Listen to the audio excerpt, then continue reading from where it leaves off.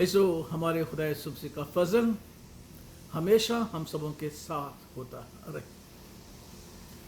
इसो जब हमारा खुदा सुबसी आजमाया गया, शागिर्द आजमाए गए, ईमानदार आजमाए गए, तो ज़रूर है कि हम भी आजमाए जाएं,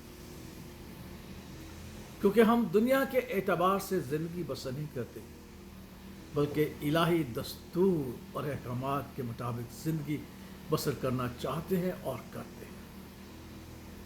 हम आंखों देखे पर नहीं, बल्कि ईमान की बदौलत ज़िंदगी बसर करना चाहते हैं।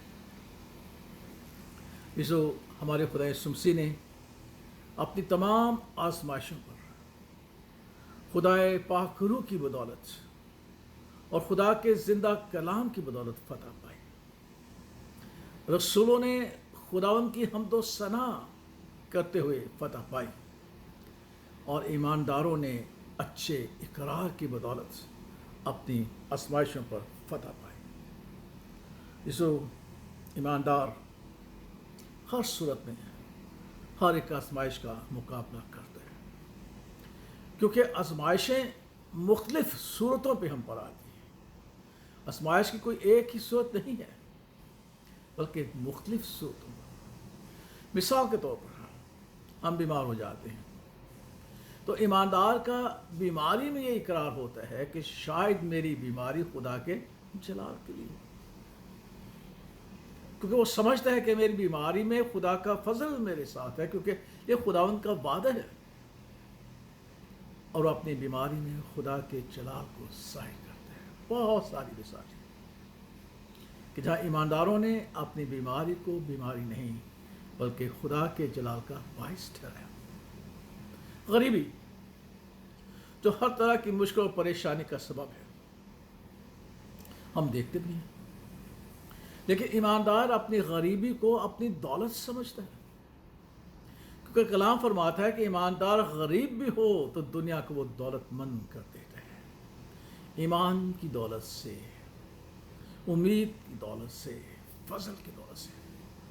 इसलिए जब ईमानदार गरीबी की आजमाइश में से गुजरता है, तो जानता है कि उसके पास सबसे बड़ी दौलत उसका खुदा यीशु मसीह है और उसका फजल है।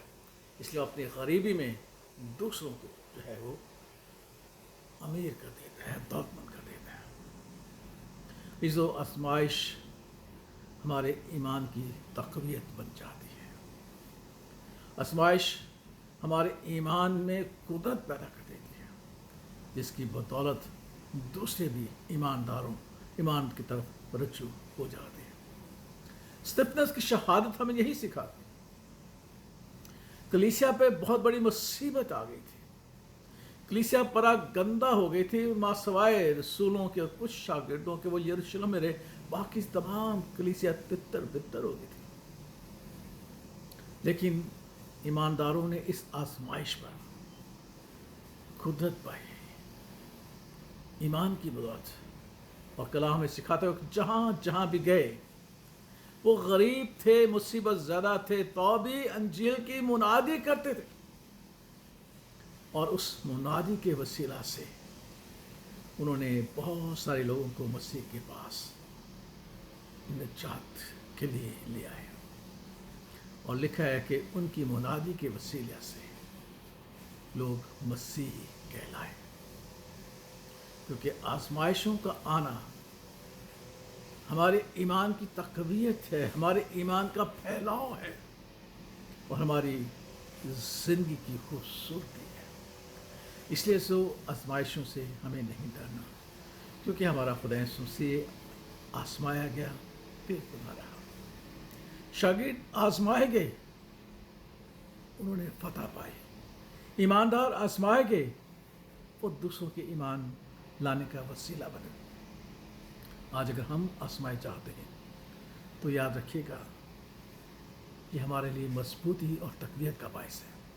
शायद मेरी आजमाइश की वजह से, आपकी आजमाइश की वसीला से ईमान की दौलत गैर कौमों में और उन लोगों तक पहुँचे जो अभी भी नजात के मुझसे। इसलिए अपनी आजमाइशों से घबराना नहीं, खुदा उनका फजल मेरे लिए और आपके लिए काफ़ी है।